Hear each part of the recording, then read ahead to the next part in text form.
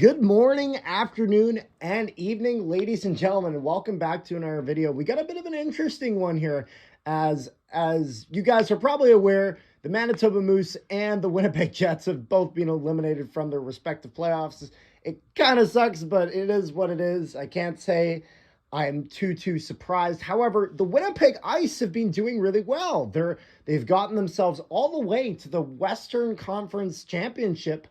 And hopefully they're able to win that and go towards the Memorial Cup. But of course, for that to start, they'd have to play in the, Western Conference, Western Hockey League Championship series. And they are playing in that against the Seattle Thunderbirds, the Brad Lambert Seattle Thunderbirds.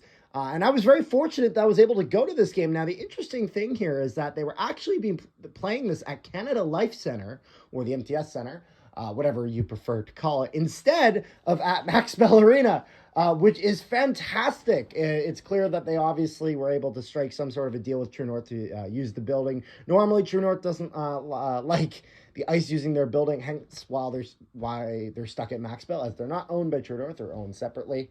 But it was really great to be able to see this at Canada Life Center, as it really... And it was so much more energizing than watching the Ice at Max Bell. And it's not right for a WHL team to be playing there. But overall, this was a great game. It was a great opportunity to see some of the young talent that we're going to see in the NHL in these next few years. 17 prospects and draft picks and whatnot were playing in, like, if you take the prospects and players from both teams, 17 NHL prospects were playing in this game. And we'll be playing in this series, Seattle versus Winnipeg, including Jets prospect Brad Lambert on the Seattle Thunderbirds. And it was a great game. The Winnipeg Ice would win this game 3-2. Got a lot of footage here, as you've probably been seeing this whole video, at least up till now. I got a few goals, though, so we got the first goal, that is right here. Oh, nice. Just get set up, and then let's see here. Okay. Yeah. Look how mobile they are. What did I say? Woo! What did I say? The power play is mobile. There we go. Woo! Woo!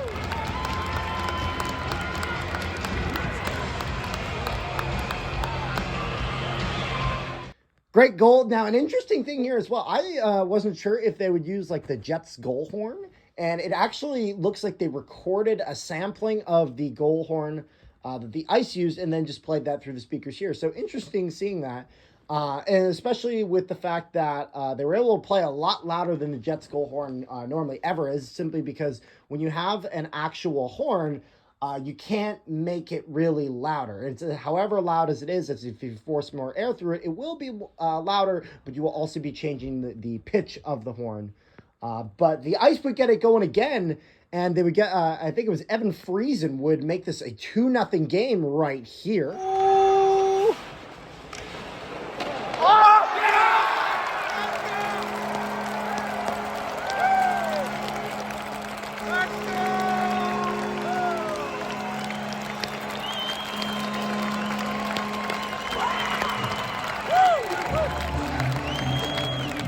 Another great goal for the Ice. I gotta say, one thing I love about the Winnipeg Ice specifically is their power play.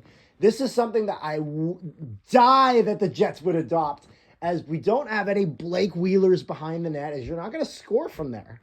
The Ice very much understand that having a guy in front of the net almost all times is going to do you a lot of damage. And your three guys in that umbrella power play on the sides and the one guy on the top, they are extremely mobile from the Ice. When they're passing it back and forth, they're not just standing still. They're moving up and down. They're forcing the defenders to adjust their box or diamond defensive formation, and they're waiting for one guy to make one extra stride too late to make that pass and to get that shot off and get that in. And, they were able to have success with that this game. I believe they scored the first goal of the game like that. But the Ice would then eventually continue on and make this game 3-0. However, going late into the game, into the third period, the Thunderbirds would start getting some traction here. They would get 2 goals, and so they now then be within 1, and with just some dying seconds left, they're going for it, and I can't believe Seattle doesn't score here. Reaction here. Get it out! Oh, come on! Get it out! No, don't you dare do this. Oh, come on! What? Ladies and gentlemen, Buffalo Sabres draft pick, Savoy. Oh, God. Oh, no! Ah! What am I watching?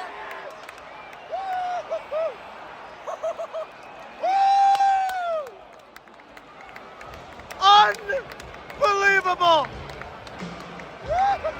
Holy cow. I really thought that they were going to get this here, and we were going to go to overtime, and then whatever happens, happens. However, somehow, despite the fact that whoever that guy was had 80% net and 20% of not net to shoot at, he somehow missed that, and the Winnipeg Ice would hold on to win this game. It was a very entertaining game from start to finish, even when there wasn't goals being scored. Just the IQ was exceptional, and you could really tell that a lot of these guys were going someplace. And the thing that's really fun about junior hockey, if you've never been to a WHL or an OHL game or a JHL game, just junior hockey in general, is that these players, because they're so young, I mean, a lot of them are younger than me as well, they're not perfect. They make mistakes that wouldn't necessarily be made in an NHL game. And that's honestly kind of expected. I mean, these are young players. There's still a lot for them to learn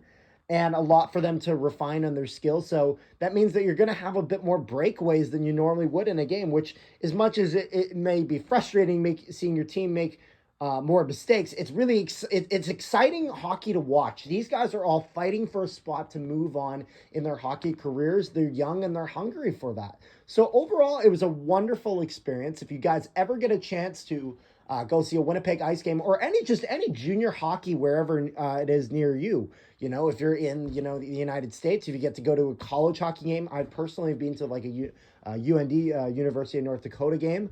The Fighting Hawks, formerly the Fighting Sioux, now the Fighting Hawks. Those are a lot of fun. Getting to go to any sort of CHL action is great. ECHL, whatever it is.